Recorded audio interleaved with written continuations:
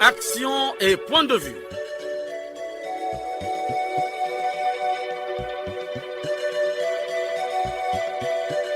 Action et point de vue. Réaction du peuple sur le développement.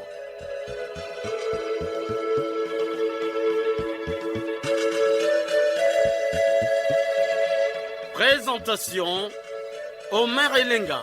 L'heure a sonné.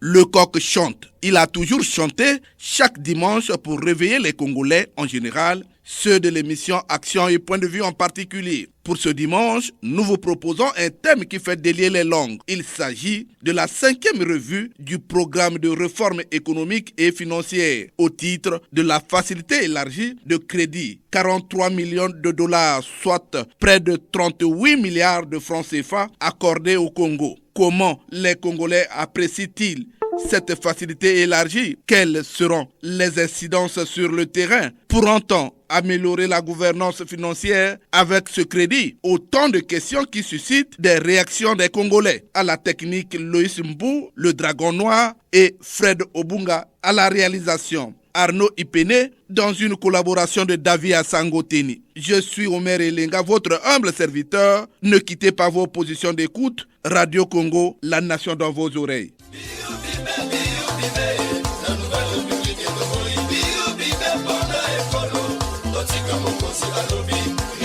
Qui ont-ils valeur la corruption d'Abéji à bannir? Les Congolais sont à l'écoute. Bonjour à tous. La relance de l'économie congolaise et la création des emplois, c'est l'un des objectifs du programme de gouvernement du président de la Nouvelle République qui consiste à relancer l'économie congolaise au plus vite et en faire une priorité majeure. Chers auditeurs, la relance de l'économie passe par le rétablissement à court terme et au niveau le plus élevé possible des grands équilibres macroéconomiques. Elle appelle la modification profonde de la structure de l'économie, accompagnée d'une croissance régulière et de la création des emplois. Chers auditeurs, le 10 juillet dernier, le conseil d'administration du Fonds monétaire international FMI a conclu favorablement la 5e revue du programme de réforme économique et financière au titre de la facilité élargie de crédit. Ainsi, 43 millions de dollars américains, soit près de 38 milliards de francs CFA, ont été décaissés en faveur du Congo. C'est une bonne nouvelle pour le pays. Comment le ministre de l'économie et des finances, Jean-Baptiste Ondaï, apprécie cette victoire? Permettez-moi de vous rappeler que c'est pour la première fois dans l'histoire de notre pays, le Congo, que nous passons avec succès 5 revues successives. La revue du Fonds monétaire international constitue, à n'en point douter, l'appréciation positive que cette institution donne à tous les efforts que nous déployons pour maintenir la stabilité macroéconomique et impulser une reprise économique, renforcer la politique budgétaire tout en contenant les risques liés à la viabilité de la dette. Promouvoir la gouvernance, la transparence et la lutte contre la corruption en vue d'améliorer l'efficacité des dépenses publiques, l'environnement des affaires et la confiance économique. Cette appréciation montre que nous sommes dans la bonne direction et renforce la confiance de nos partenaires économiques et financiers de notre pays qui peuvent venir investir dans notre pays en toute confiance. Mais une revue avec le Fonds monétaire international représente de l'investissement physique, intellectuel et surtout des sacrifices. C'est pourquoi je voudrais avoir une pensée particulière pour tout notre peuple, pour tous nos concitoyens et surtout saluer leur capacité de résilience. Oui, le pays a enregistré une victoire de plus. Quelle sera la projection des relations FMI-Congo? La réaction de Jean-Baptiste Ondaï est disponible. Après la conclusion de cette 5e revue, nous avons, dès novembre prochain, la 6e et dernière revue de ce programme, qui, permettez-moi de vous le rappeler, a été conclue en janvier 2022 pour une durée de 3 ans. Vous comprenez également que la fin du programme avec le Fonds monétaire international marquera également la fin des appuis budgétaires du Fonds monétaire international ainsi que des autres partenaires financiers comme la Banque mondiale, l'Agence française de développement la Banque africaine de développement, la BADEA, etc. Après cette 6e revue et dernière revue, il sera donc question de bénéficier d'une nouvelle facilité qui permet non seulement de compenser la fin des appuis budgétaires du programme en cours, mais de bénéficier des ressources plus importantes. C'est ainsi que nous avons, dès juin 2023, écrit à la directrice générale du Fonds monétaire international pour bénéficier d'une nouvelle facilité, à savoir la facilité pour la résilience et la durabilité, en sigle FRD, créée dans le cadre du Fonds fiduciaire pour la résilience et la durabilité, le Fonds fiduciaire RD, pour aider les pays à relever les défis liés au changement climatique. Je me réjouis que la directrice générale du Fonds monétaire international nous a répondu dès le même mois de juin 2024 et que nous échangeons déjà avec les équipes techniques du Fonds monétaire international sur ce sujet.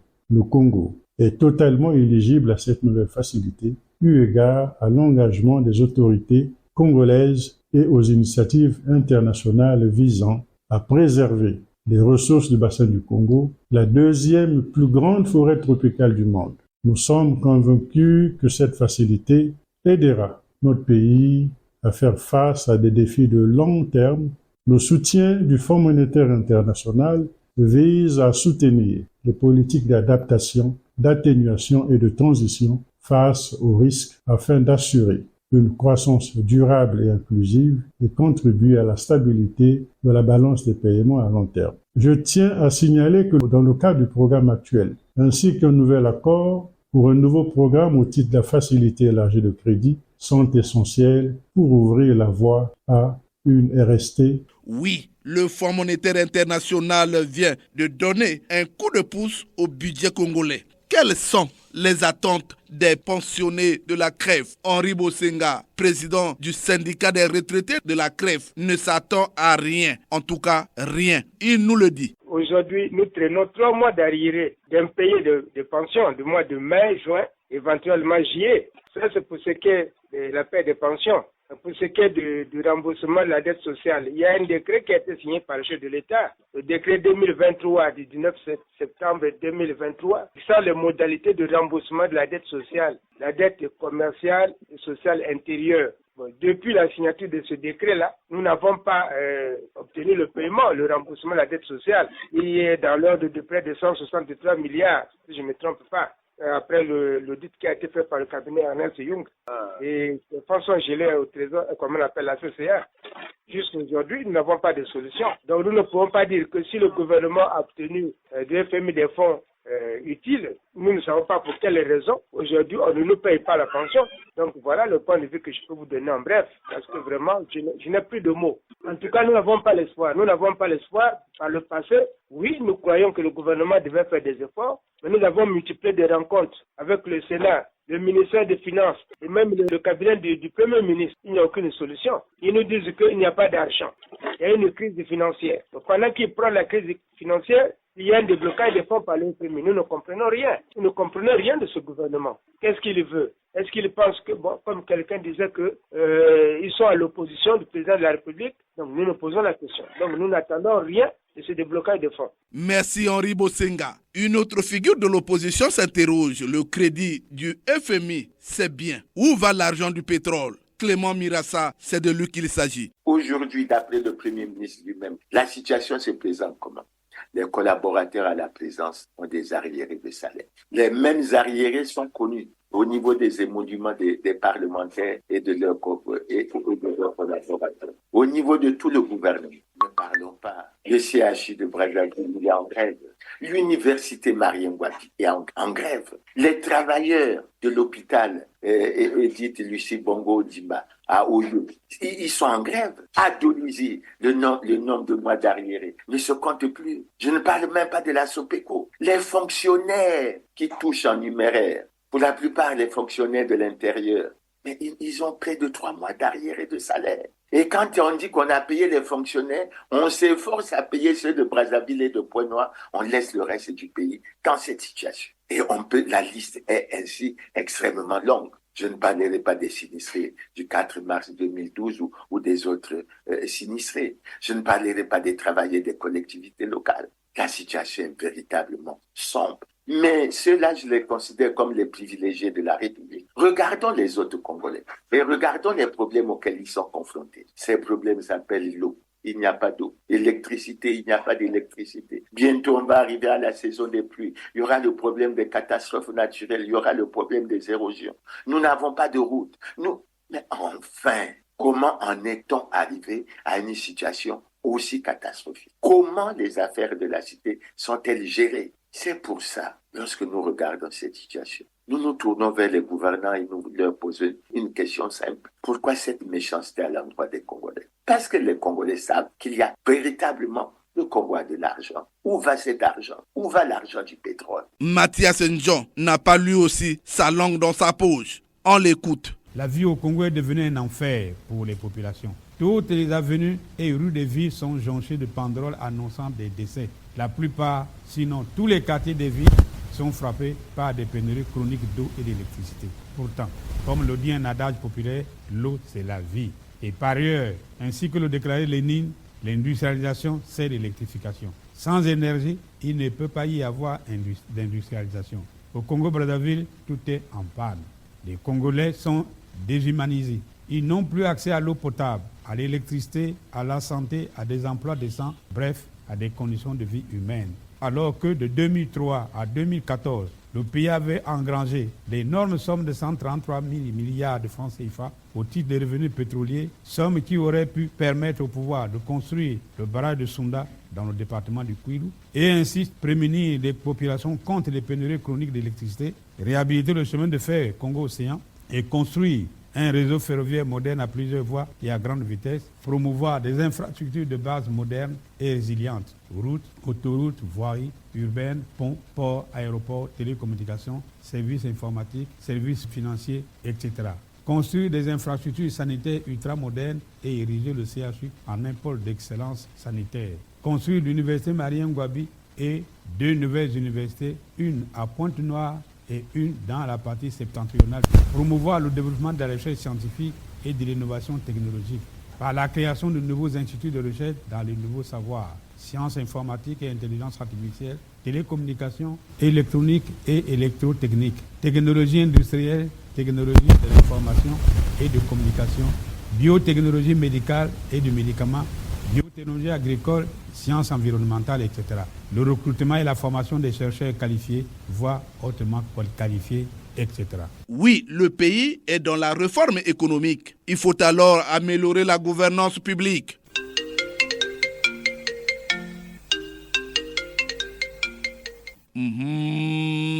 Le téléphone sonne. Il déclare, les Congolais ont soif, les langues se délient. Nous sommes en ligne avec un auditeur. Allô?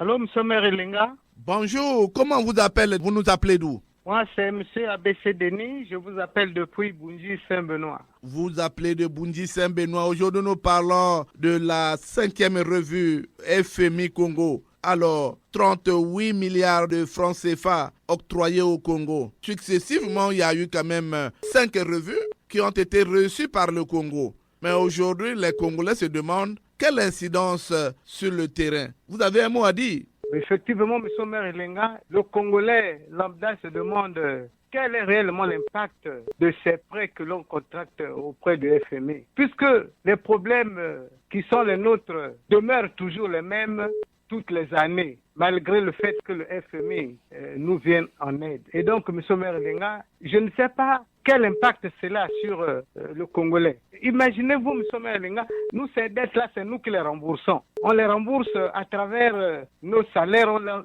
les rembourse à travers nos pensions, mais on contacte ces dettes-là, c'est pour que le Congolais se soigne d'une manière décente à un prix abordable, pour que nos enfants aillent à l'école dans des conditions normales, pour que au CHU, les conditions de travail soient meilleures, mais chaque fois nos problèmes sont les mêmes. Et chaque fois, ce sont ces dettes-là qu'on contracte. Chaque fois, c'est nous qui les remboursons. Nous subissons, on a du mal à joindre les deux bouts de nos mois, et chaque fois, c'est le FMI. Finalement, si je le constate bien, cet argent-là que donne le FMI ne profite qu'à une poignée de personnes qui jouissent de ça. ABC Denis, je vous dis merci d'avoir participé à cette émission. Monsieur Omer Elenga, je vous dis merci. Et je ne cesse de vous dire que nos clubs de foot se multiplient. Et en ce mois précis, je dis bonjour à la sœur d'Indagui, Madame Ngingoye Hélène, qui de temps en temps ne cesse de nous dire qu'elle suit religieusement toutes les émissions de l'action et point de vue qui passent sur les antennes du pays. Bonne journée à vous, M. Maire. Merci beaucoup, ABC Denis. Allô? Allô, monsieur le journaliste, bonjour. Bonjour, on vous appelle comment? Oui, je suis le capitaine Guy Noël Eba, retraité à Ouesso. Je vous écoute. Monsieur le journaliste, c'est pas pour la première fois que notre pays reçoit auprès des institutions financières telles que le FMI des pareilles sommes d'argent. Monsieur le journaliste, son Excellence, Monsieur le Président de la République, avait dédié 2024 année de la jeunesse. Nous sommes aujourd'hui au 7e mois de l'année. Rien ne se réalise, monsieur le journaliste. Le pays aujourd'hui vit une période de cessation de paiement. Pourquoi? Parce que à tout prix, il faut finir avec la dette extérieure. Lors de l'interpellation du gouvernement au Sénat, le Premier ministre avait dit que depuis 2020 jusqu'à nos jours, le gouvernement n'a pas failli pour le paiement des pensions des retraités. Monsieur Omer, aujourd'hui les retraités vont au 3e mois. Là, le gouvernement n'a-t-il pas failli, monsieur Omer? Cet argent que le FMI nous a donné avec intérêt, que le gouvernement réfléchisse, mettre un accent sur l'agriculture, monsieur Omer, créer des emplois aux jeunes, réhabiliter quelques usines, telles que l'usine de Mokeko, monsieur Omer, l'usine de Mokeko qui est à Ouesso, pour la production d'huile de palme, que cet argent ne se retrouve pas dans les poches des gens, afin de construire leurs belles maisons, ni payer les belles voitures, monsieur Omer, qui coûtent cher. Pendant ce temps, les retraités qui ont pris des crédits dans les différentes banques subissent des énormes retraits jusqu'aujourd'hui, monsieur Omer. Quand je dis cela, longue vie à l'émission. Et je salue au passage Madame Audrey. Je salue au passage monsieur Jean-Marie Makaya. Je salue au passage Jules Mesmin. Longue vie à l'émission, je dis monsieur Omer. Merci beaucoup, Guy Noël Eba. Le téléphone sonne. Allô? Allô, monsieur Omer Elenga. Bonjour, comment vous appelez déjà? Bonjour, monsieur Omer, c'est Lucien Bokienze qui vous appelle depuis Fondo. Les Congolais vous écoutent. Merci beaucoup, monsieur Omer Elenga. Bon, d'un côté, c'est une satisfaction. Le Congo commence à devenir un bon élève. C'est des revues successives satisfaisantes. Mais de l'autre côté, monsieur Omer Elenga, vous voyez, aujourd'hui, le fonctionnaire congolais est devenu l'otage des usuriers. Et à chaque fois qu'on lui paye un salaire, les usuriers sont là, ils récupèrent tout. Et lui, il veut également prendre, mais l'usurier regarde, est-ce que lui, on peut encore lui faire confiance? C'est ce que nous vivons avec le FMI. On nous donne de la main gauche, mais ils reprennent de la main droite. Ça veut dire que nous ne faisons que nous enfoncer dans la dette. Est-ce qu'il n'y a pas une solution meilleure pour sortir de cet état de choses? De l'autre côté, 38 milliards, mais ça sonne, c'est ronflant, c'est gros, mais ça fait même pas la masse salariale pour les fonctionnaires. Donc, quel est le secteur que l'État va privilégier avec ces 38 milliards? Pour moi, comme le Premier ministre nous l'avait dit, c'est sûr qu'ils vont privilégier la dette extérieure. Mais la situation actuelle va demeurer intacte. Nous sommes pour les retraités à 3 mois, pour les instituts près de 4 mois, les fonctionnaires qui émargent au trésor sont à 4 mois, les étudiants, les budgets de transfert, on n'en parle plus. Donc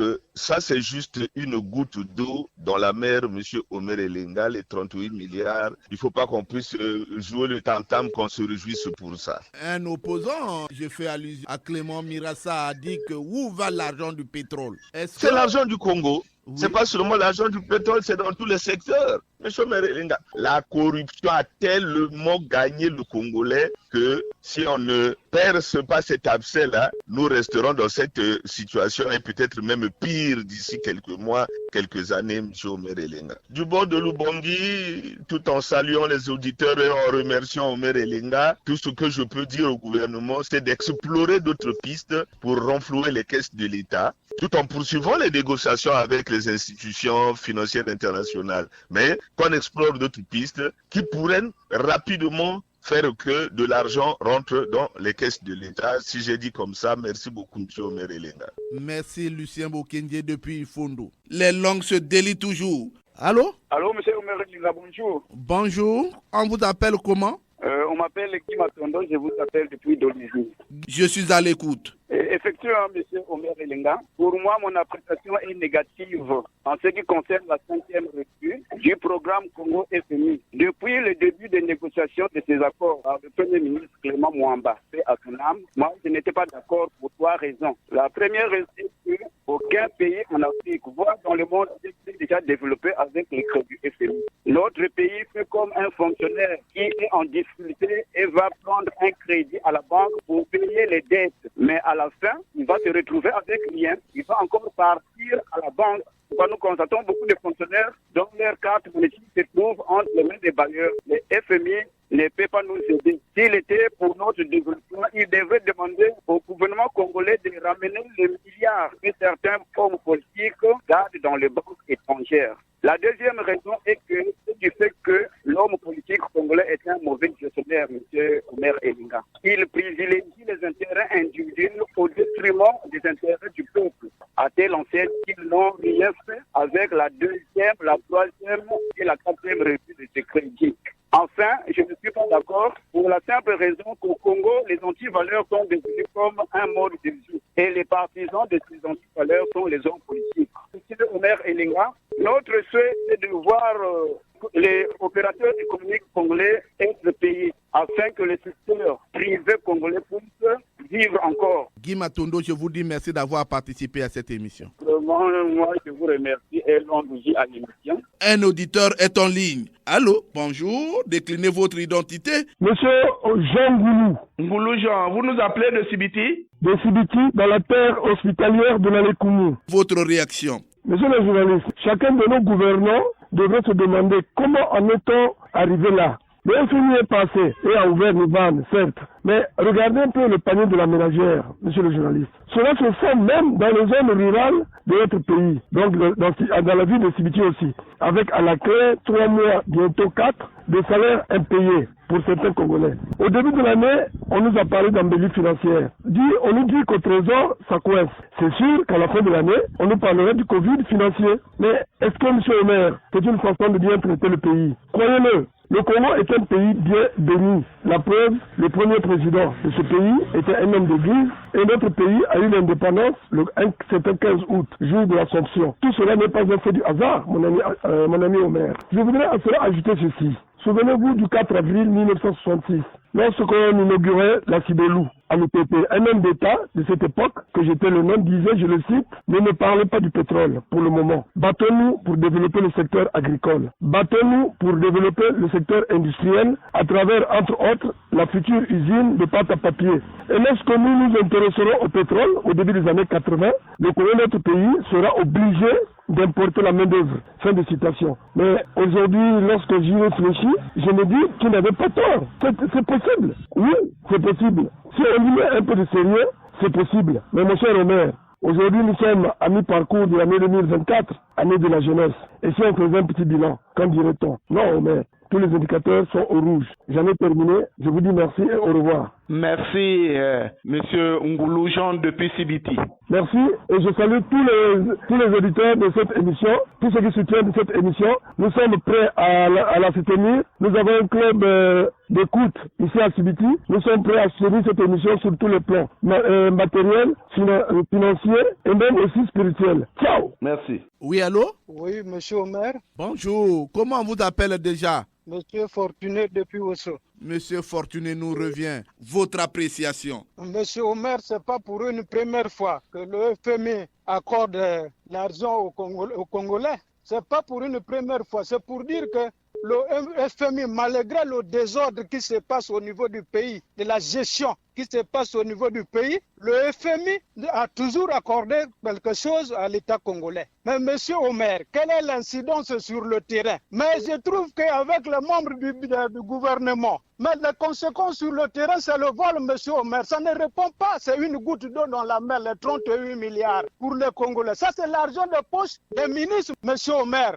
L'incidence sur le terrain, c'est le vol, monsieur Omer. Ça, c'est l'argent que les gens vont empocher demain. Mais les Congolais souffrent au moment où nous parlons, des arriérés par-ci, par-là. Mais les conséquences demain, c'est le vol sur le terrain. Ça ne va même pas arriver juste au bout du pays. La gabegie financière qui se passe au niveau du pays. On connaît, monsieur Omer. Il n'y a rien. L'incidence sur le terrain, c'est la mauvaise gestion. Aujourd'hui, on se dit que la crise est créée par nous-mêmes. Merci, voilà. Merci Fortuné pour avoir participé à cette émission. Je vous remercie. Allô? Bonjour, monsieur le journaliste. Bonjour, comment vous appelez? Vous nous appelez d'où? Je suis monsieur Elenga Tipo et je vous appelle de Oyoporo. Elenga Tipo, aujourd'hui nous parlons de la 5e revue du programme FMI Congo. Près de 38 milliards de francs CFA octroyés au Congo. Alors, c'est un succès parce que c'est 5 revues successives, mais quelle incidence sur le terrain, Jean Elenga Tipo depuis Oyoporo? Une fois de plus, je vous dis merci, monsieur le journaliste. Dans notre JBCR, nous disposons de quelques éléments d'appréciation ci-après. Et primo, monsieur le journaliste, nous voudrions d'abord vous signaler qu'en tenant compte de toute la gabegie financière enregistrée par le passé, occasionnée par le laisser-aller et l'impunité, avec pour conséquence à ce jour 2 ans d'arriérés des pensions et des bourses impayées, des chantiers inachevés dans tout le pays. Les Congolais retraités d'une manière singulière sont plongés dans un calvaire extraordinaire. Monsieur le journaliste, pour ce nouveau prêt, nous prions aux parlementaires de jouer le rôle qui est le leur. Monsieur le journaliste, nous n'oublions pas que le gouvernement congolais a fait quelques réalisations que je cite. La construction des écoles, des hôpitaux, et parfois sans enseignants ou infirmières en nombre et en qualité. Des barrages, des ports, des aéroports, des stades, des immeubles pour embellir nos villes. C'est bien. Mais toutes ces réalisations n'ont pas comblé les attentes des Congolais.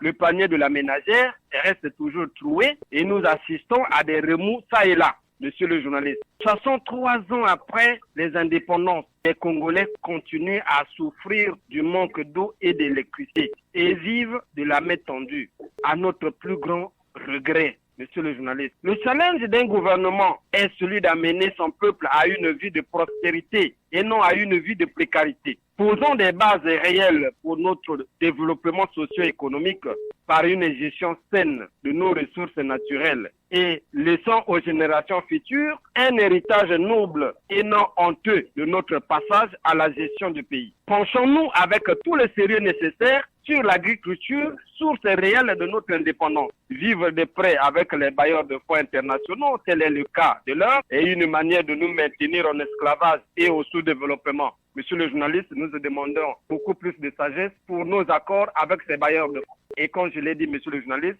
j'en ai terminé. J'espère que nous étions bien compris. Merci beaucoup. Jean Elenga Tipo, nous te remercions une fois de plus. Merci beaucoup.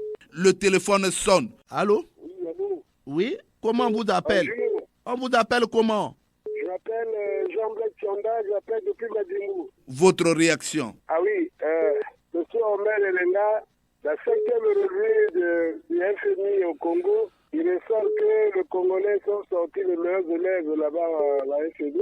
Ils ont bénéficié donc d'un crédit de 38 milliards. Mais Omer Elenga, comment sera-t-il utilisé cet argent? Quand il a volé 1 milliard, il n'est pas inquiété. Quand il a volé 10 milliards, il n'est même pas inquiet. Donc 38 milliards pour le Congo, moi je trouve que c'est 38 millions. Mais je demanderais qu'on donne la priorité à l'université de payer le cadre, parce que sinon c'est une année blanche, Omer Elenga. Ça profitera à qui? Si l'université peut aller en année blanche. Qu'on paie les professeurs, qu'on paie les étudiants, leur bourse, qu'on boucle au moins l'année scolaire. Il y a ceux qui sont en année il y a des finalistes là, qui attendent pour finir leur formation, M. Omer Elenga. Sinon, moi, je sais que les 38 milliards là, c'est 38 millions au Congo. 38 milliards de francs. Ils sont plus riches que le Congo. Il y a des Congolais. Ça, je vous le dis à Omer Elenga. Ah, il y a des Congolais. 38 milliards, il faut que Dieu soit avec eux pour que ce soit bien géré. Jean-Blaise Chanda, c'est de lui qu'il s'agit. Merci, M. monsieur Omer Elenga. Merci beaucoup. Quel était mon point de vue, hein? Merci beaucoup. Allô? Allô? Allô, bonjour. Allô? Allô, bonjour. Bonjour, monsieur Omer. On vous appelle comment? Monsieur Gilles Mesmer depuis Pointe-Noire. Votre réaction? Il est question ce matin de donner une appréciation et l'incidence de 38 milliards donnés par la FMI, soi-disant pour la bonne gestion financière. Je dis bien soi-disant la bonne gestion financière. Il faut d'abord se demander qu'avons-nous fait au maire des 4 premières revues. La dette sociale qui fait l'objet de celle-ci n'a pas trouvé sa solution. Seulement quelques millions donnés aux opérateurs économiques et quelques miettes aux victimes du 4 mars, qui n'est pourtant pas une dette sociale, mais plutôt une dette politique.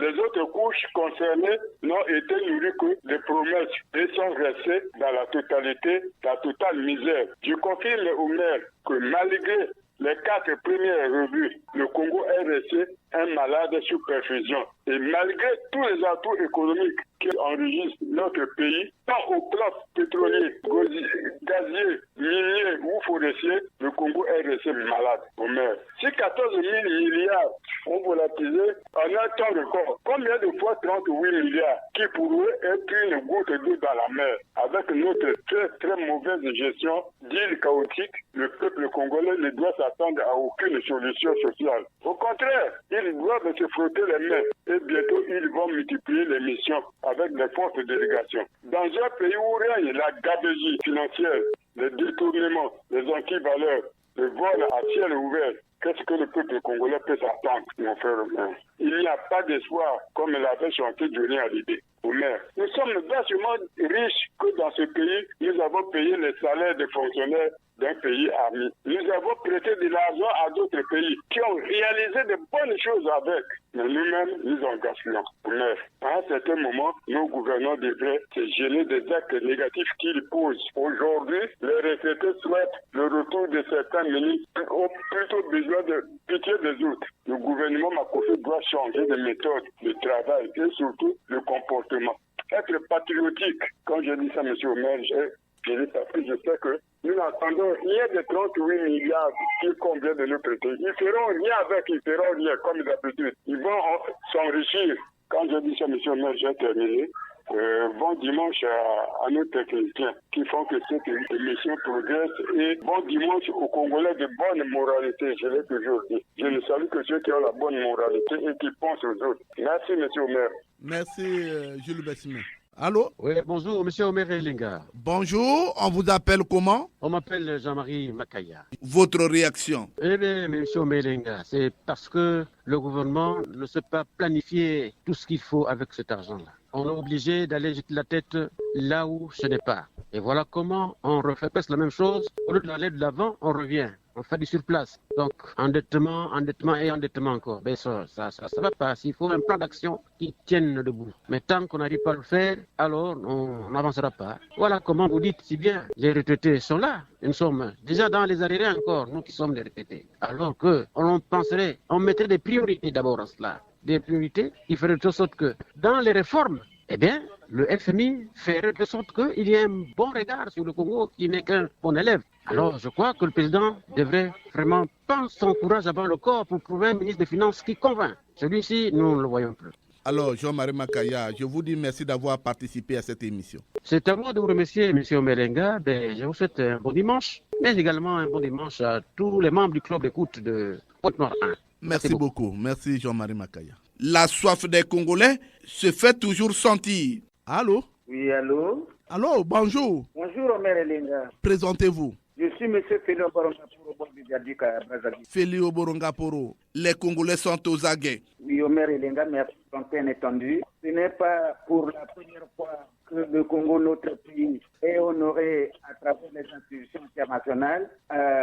À l'instant, nous devons saluer le climat de paix et de sécurité que nous sert au président de la République, son Excellence Denis Sassou Nguesso. Omer Elenga, ce ballon d'oxygène qui permettra à notre gouvernement, dans un élan de gestion, de reprendre à bras le corps les points ciblés prioritaires, à savoir la dette intérieure et aussi chronique, et aussi la chronique dette extérieure, dont les mauvais gestionnaires prennent comme pliés afin de cacher leurs insuffisances dans la gestion des finances publiques au maire Elenga. Le Congo a trop souffert depuis la durée des temps avec des messieurs qui détournent facilement les capitaux financiers pour des destinations opaques et invisibles au maire Elenga. Comme si le Congo était le prolongement de leur caisse privée. Au maire Elenga, au moment où nous sommes sur vos antennes, les tricheurs ou les malfaiteurs de l'économie nationale sont dans les vestiaires en train de se frotter de connivence avec leurs connivenciers des trésors afin de reprendre leur élan dans la tricherie des finances du matin au soir comme d'habitude. Sous les regards insistants de la halte et des services de la compétence. Au maire Elenga, si longtemps que nous allons prendre la main éternellement avec les paysans, ce n'est pas une bonne option. Nous devons travailler, nous en avons les moyens pour arriver au paiement au lieu de compter sur les aides des pays amis. Pourvu que l'on mette l'homme à la place qu'il faut pour une gestion saine et durable au maire Elenga. Félix Oboronga Poro, je vous dis merci d'avoir participé à cette émission. Au maire Elenga, je vous dis merci beaucoup. À vos familles et à vous-même. Merci beaucoup. À très bientôt, maire Elenga. Chers auditeurs, l'émission Action et Point de vue sera à Gomboma du 26 au 28 juillet prochain pour produire une émission sous le thème « La promotion et la stratégie de production de l'igname de Gomboma ». Votre rapport est vivement sollicité. Allô? Allô? Bonjour, monsieur. Bonjour. Comment on vous appelle? Vous nous appelez d'où? Je parle de Boisa. Je m'appelle monsieur Elenga Olonzo Bonzola. Elenga Olonzo Bonzola. Je suis à l'écoute. Je ne sais pas pourquoi ils ont donné, mais je veux vouloir qu'ils donnent ça parce que ce qu'ils ont donné, nous n'avons pas vu sur le terrain ce qu'ils ont fait. Et quand le Premier ministre apprécie, dit non, c'est bien, on nous a donné tout fait. Est-ce qu'on peut faire l'espoir avec l'argent de dette? Donc je trouve que c'est donné, mais c'est la gestion qui est toujours très mauvaise. Et quand elle est mauvaise, les gens s'apprécient. On ne se soucie pas. Est-ce qu'on gère les hommes ou on gère les animaux? On a donné, oui, c'est bien. Ce qu'on a donné là avant, qu'est-ce qu'ils ont fait? Nous ne voyons pas la preuve là. Les dettes sont partout sur les gens. Bon, eux-mêmes, quand ils prennent la dette, là, ils ont les grandes lignes, quand on les retrace, ils ne les respectent toujours pas. Ils vont toujours demander. Nous qui sommes en bas, nous les voyons aussi. Après, quand parlons d'eux, on est contre eux. C'est eux qui sont contre eux, mais j'ai toujours dit ça. Parce que quand tu ne respectes pas ce que tu as pris l'engagement, ça veut dire que vous êtes en faux. Oui, un homme politique de ce pays, je fais allusion à Clément Mirassa, qui a dit que l'aide de FMI devrait venir pousser le budget congolais. Mais où va l'argent du pétrole? Il s'interroge. Que dites-vous à ce sujet? Mais l'argent du pétrole va où? Va là où ils ont l'habitude de le mettre. Là où on avait parlé de l'argent des générations futures, c'est partout. Donc pour le pétrole aussi, ça va là-bas. Nous les observons. Olonzo Bonzola, je te dis merci. Je vous dis aussi merci. Terminons ces appels avec ce coup de fil. Allô? Allô? Bonjour. Bonjour. Comment vous appelle déjà? Votre réaction? Oui, merci, monsieur Omer.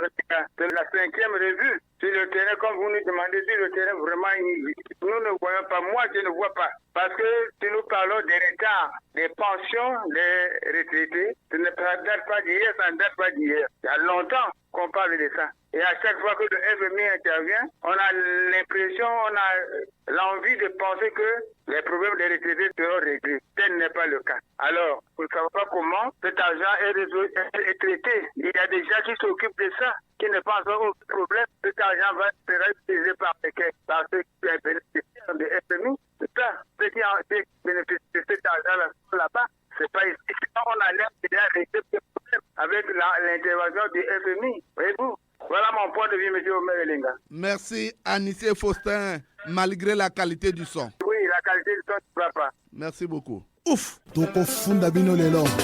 Epa ya papa.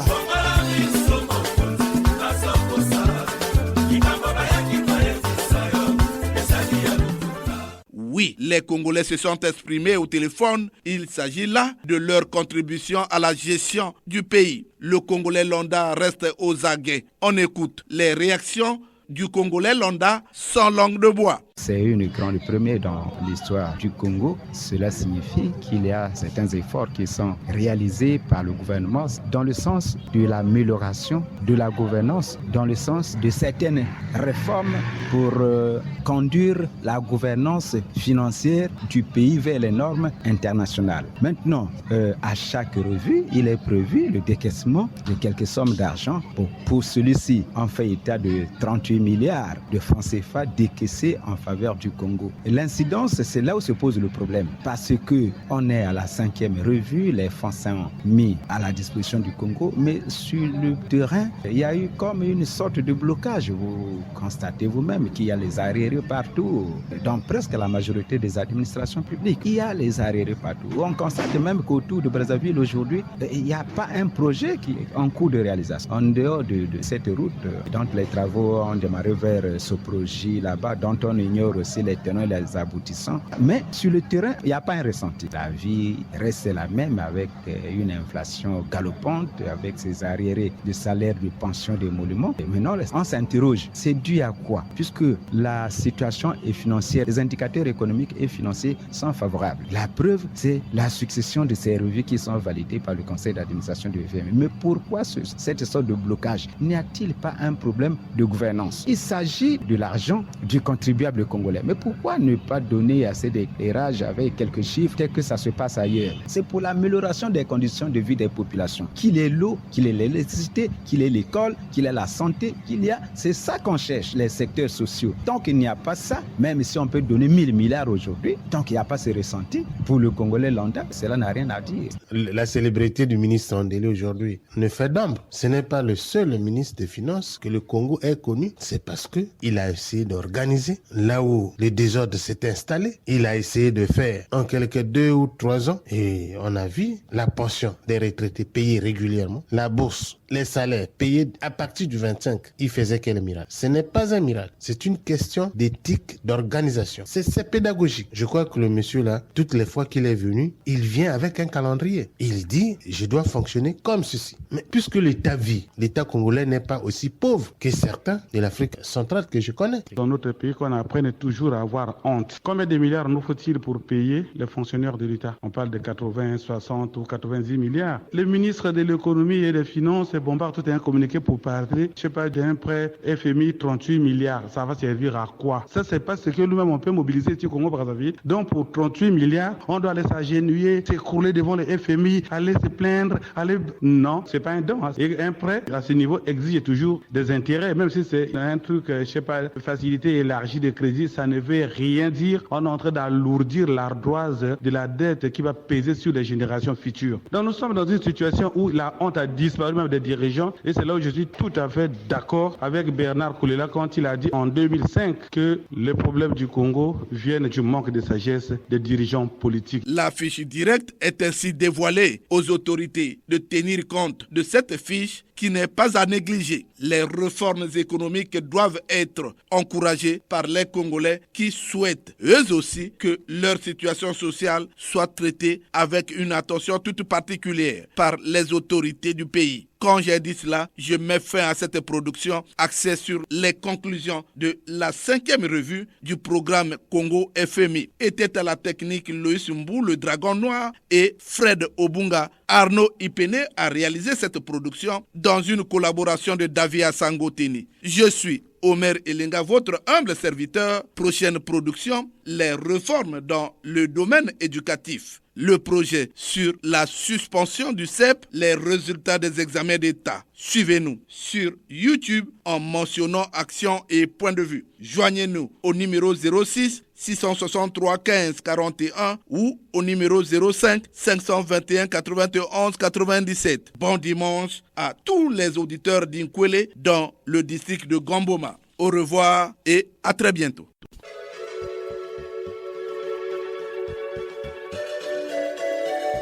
C'était Action et Point de vue, Omer Elenga.